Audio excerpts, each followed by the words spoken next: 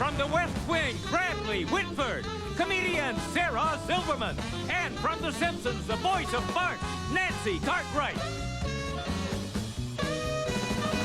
With the Matt Weinberg 7.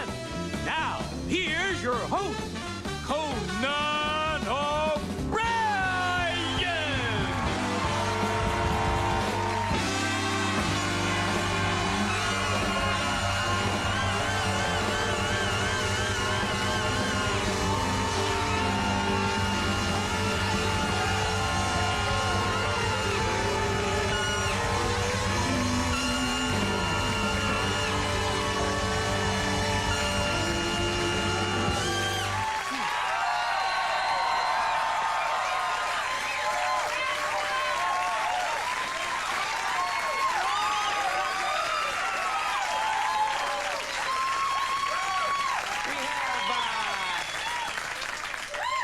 We have such an amazing show for you this evening. Big show tonight. And let's face it, folks, a big night in our nation's history, is it not? That's right. It's nice. Big night tonight.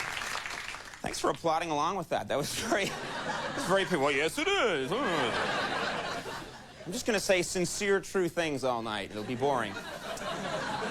Oh, I enjoy that. He was sincere and honest. Big night tonight, though. This is the plan. This is what's going to happen. We have to be honest. We tape the show at 5:30.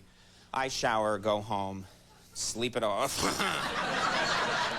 And then the show airs at 12:30. So, but this is the plan for what's going to happen tonight. Al Gore, this is what's going to happen. Al Gore, apparently, will address the nation at 9 o'clock to concede the election. And at 10 o'clock, that's the plan.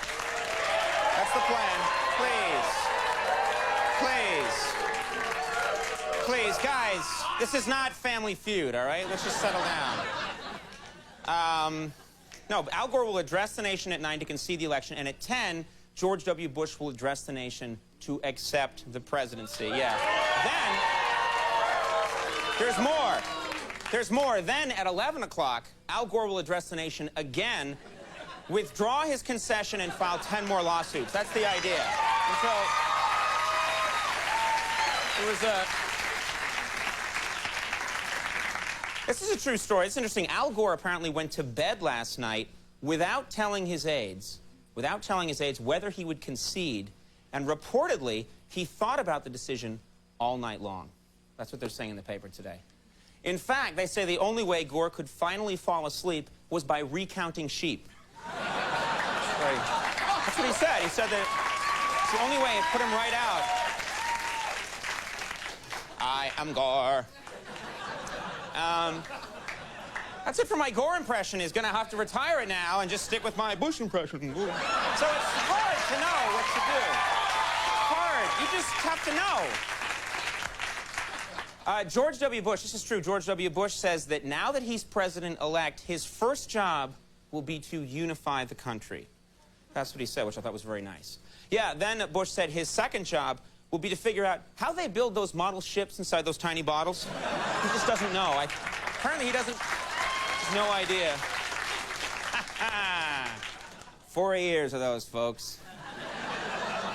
4 years of them. Maybe 8. All right.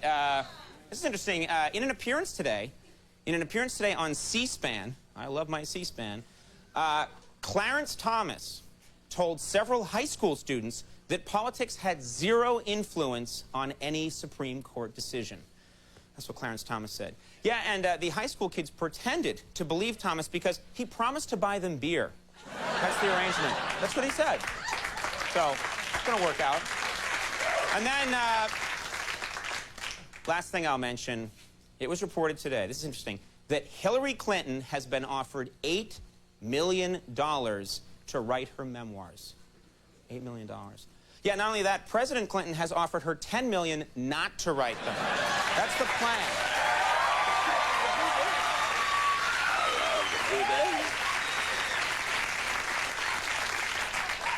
What I'm really going to miss is my President Clinton impression. I love the boobie. I'm going to miss doing that. He's actually said that in speeches. No one knows that. He said, I love the boobie in speeches. He always sneaks it in like, more money for health care, and I love the boobie. And people are always like, what? Did he just... I must be wrong. All right. Big show tonight. This is actually a very appropriate show tonight for such a political night because from the big smash hit, The West Wing, we have Bradley Whitford on the show. There's Josh on the show. He's here.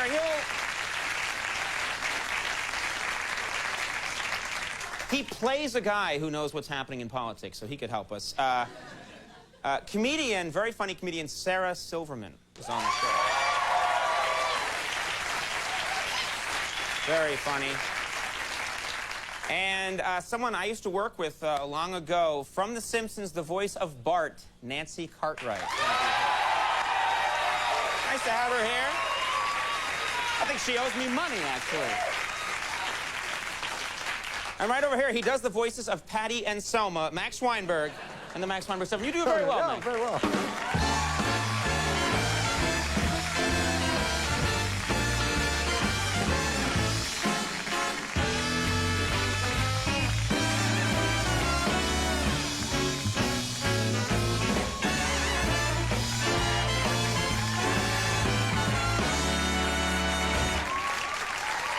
Ring a ding ding, guys. Whenever you play that stuff, I think I'm in a cocktail lounge. Yeah, that's the idea. It's not a bad. I like it. It sounded very nice.